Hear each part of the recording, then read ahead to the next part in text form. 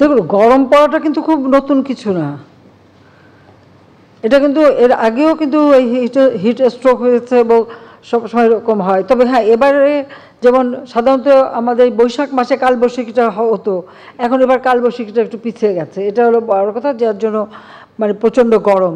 এবং সেই ক্ষেত্রে এর মধ্যে আপনারা নিশ্চয়ই দেখেছেন যে আমাদের দলের পক্ষ থেকে, আমাদের সহযোগী সংগঠন থেকে শুরু করে সকলেই আমাদের পানি বিতরণ করা বা মানুষকে নানা রকম সহযোগিতা দেওয়া, আমরা কিন্তু সেটা দিয়ে যাচ্ছি। ওয়ালটন ফ্রিজ কিনে অনেকের মতো আপনিও হয়ে যেতে পারেন মিলেনিয়াল, সেরা পণ্যের সেরা অফার। আর যারা মারা গেছে অবশ্যই এটা অত্যন্ত দুঃখজনক।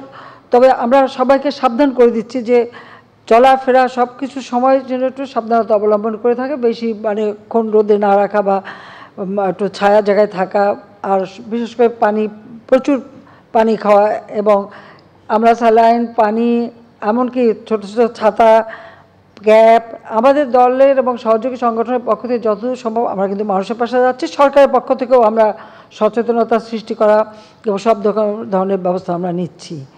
কাজে এটা এখন প্রকৃতির সাথে তো কিছু বলার নেই।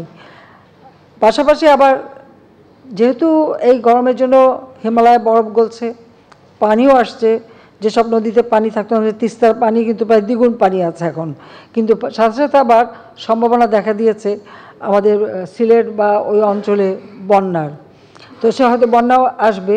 তো যে কোনো প্রাকৃতিক দুর্যোগ আসলে সেটা মোকাবেলা করার মতো সক্ষমতা কিন্তু বাংলাদেশের আছে। অন্তত আমরা আওয়ামী লীগ সরকার আসার পর থেকে এটা আমরা ব্যবস্থা নিই এবং সেটা অবস্থা বুঝি আমরা যখন যেটা করার আমরা সেভাবেই